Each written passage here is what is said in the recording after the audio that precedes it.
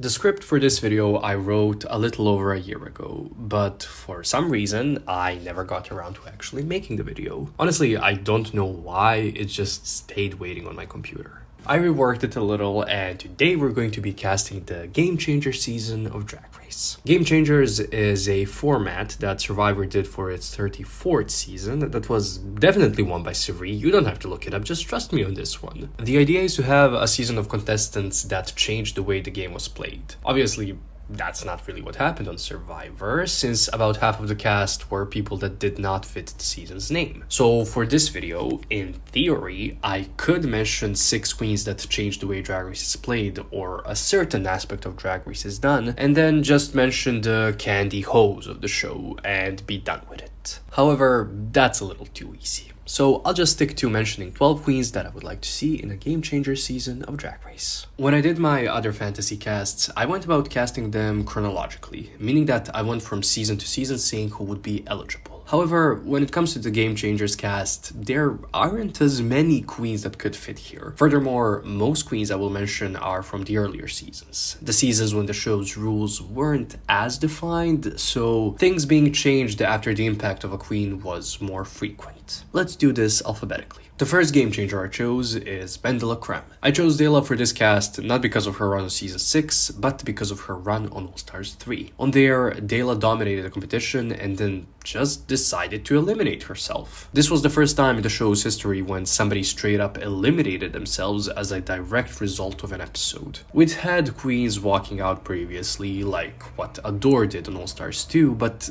she wasn't in position to eliminate anybody. She simply chose to quit the competition. Dela had the power, and in the honestly ballsiest move ever on the show, took herself out from an almost guaranteed win on the season. After this, the production tightened when it came to the queens eliminating each other, ensuring that this never happens again. Other than Ongina and Mayhem Miller voting for themselves on All Stars 5, somebody winning an episode and then choosing to leave the season has not happened since, and I doubt it ever will. Next, I chose another queen from All Stars 3's cast, but not because of her stint on All Stars 3, but rather her original stint on Season 7, Kennedy Davenport. Kennedy became the first queen to portray a man not in drag on Snatch Game. Now, I'm putting an emphasis on the not in drag part of her accomplishment because we've had male characters on Snatch Game previously. Jessica Wilde played RuPaul in the first ever Snatch Game, Alaska played Lady Bunny, and Violet played Alyssa Edwards on the same Snatch Game when Kennedy did Lil Richard. However, a big storyline for Season 7 Snatch Game episode was, "Oh my god, Kennedy, no, you cannot do a man, because it's a man." And Kennedy being her iconic self and just being like...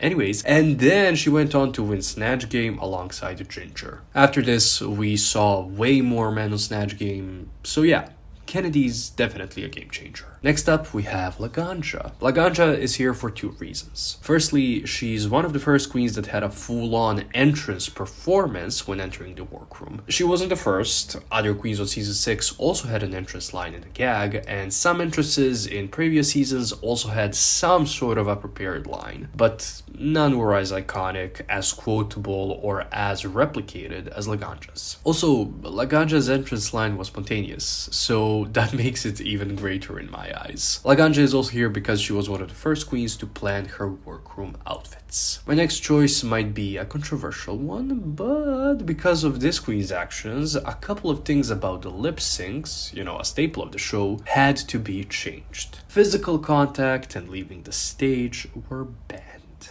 Obviously with some exceptions, for better or for worse. Of course, here we're talking about Mimi Imfurst. Next up, we have a game changer that some might say changed Drag Race for worse, but I have to say this. This is not this queen's fault. It's the production's fault, as always. If you haven't seen my updated How Drag Race Chooses Its Winners video, you know that with its move to VH1, Drag Race changed the way it chose its winners, putting surviving or taking advantage of twists before being the best competitor. The biggest outrage I think I've ever seen for a winner, or Just the winning decision was the outrage when Monet Exchange won All-Stars 4. I think that her win would not be as controversial had it also not been a double win. Monet is not the reason why this change happened, nor was she the first person who was affected by this change, but she's one of the winners that benefited the most from it. Also, we saw in All-Star 7 that she can be a great competitor, so my assumption is that she would be a good competitor on this imaginary season as well. Next game changer is another winner, the winner of season 3 in Raja. How is Raja a game changer?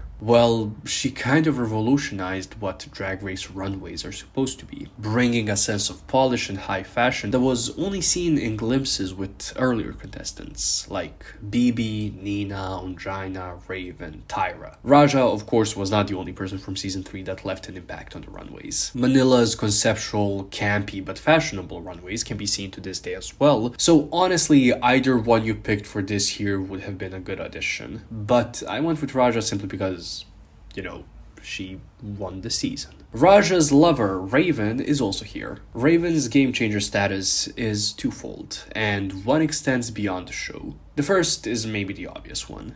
She never won a season, but she's now a staple of the show. She works for Ru. She's essentially the most important person behind the visual representation of the host. The second reason why she's here is just in general her influence on makeup. Many queens on and off the show mention Raven as their inspiration for their makeup. They're doing the Raven nose, the Raven eye, the Raven lips after Raven's stints on season 2 and All Stars 1, and to this day we can still see the influence that she's had on queens. The next two entries, interestingly enough, relate to the same thing: reveals in lip syncs. First, we have Roxxxy Andrews. Of course it's gonna be Roxxxy. Up until season 5, a sure way for someone to lose a lip sync is to take their wig off or just start de-dragging in a lip sync. Yes, I know BB took her wig off and won, but production meddling should not be discussed now. Then Roxxxy came, took one wig off and had another wig underneath it, and she changed the game right then and there. The thing is, most queens I mentioned here changed Drag Race for better or for worse, and that is the same with Roxxxy.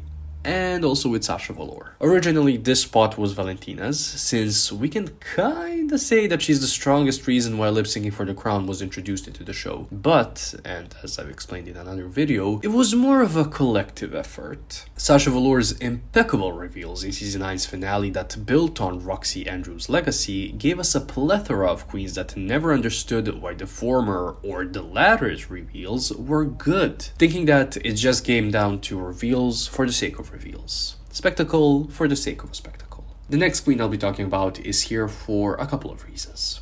Shangela, the legend herself, firstly is here because she was the first queen to leave a mirror message after her elimination. And she, much like Laganja, did it spontaneously. It was not the producers pushing her to do it. Mirror messages have by now become staples of Drag Race, and it's all thanks to Shangela. She's also the first returning queen, and the first queen that returned and lasted for more than one episode. Shangela, I believe, also auditioned for the second time on her own accord, and I don't know if this happened again since, but either way, that's iconic behavior. The last two queens in this fantasy cast come from the same season, and both are controversial in their own fun, silly, unique ways. First, we have Sharon Needles. Was Sharon the first person to showcase alternative drag on Drag Race? No, she was not. The style that Sharon showcased on the show was already a thing for years in the drag community, but Sharon was the first person to succeed in it on Drag Race, opening up the doors for the producers and the judges to allow more than just a drag view through the male gaze to be portrayed and to succeed on the show. The final queen of this cast is Willam. Whereas Sharon changed things for the queens on camera, Willam changed things for the queens off camera. Her constant rule breaking and calling out production nonsense did make the production be better when it comes to treating its queens. Her disqualification and her rebelling against the production were worth it. It was the first pushback against the mistreatment that the queens would receive on the show, and even though Willam's story behind what happened and why she did what she did changes more than genres that Miley does on her albums, it was a significant game-changing moment. I would also like to mention some other queens that could have made this cast, and all of these were submitted by my Patreon supporters. Firstly, Max mentions Adore as the queen who brought in a younger audience and also quitting. Trixie a queen who found big success even though the show did not give her the time of the day the first time around. Bob, for bringing a politics/activism aspect to Drag Race. Laganja, she was the first queen to make her tragic backstory a moment. Milk, for doing drag in a genderfuck kind of way and not being hyper-feminine. Kylie, for being a trans woman on the show even though they were not wanted there at the time. Daya, for refusing the role, filler/carbon copy queen, she was given, and creating her own narrative. Vanjie, for creating a huge impact with just one episode. Pearl, for fighting back. Jinx, for creating her own storyline successfully, and in a smart way. Carmen, for being the first one who bit the hand that fed her. And also here are some fun ones. Serena Chacha, cause she reads books. Joey J, for being gay. Gia Gunn, for opening doors. Shea Coulee, for wearing an assless gown. Yep, she was the first one, do not Google it. Utica, for not being like the other girls. Velvet Condoms mentioned these queens. James, aka Tyra, for being the first unapologetic villain. Jujubee, for being the first lip-sync assassin who had actual competition in the lip-sync.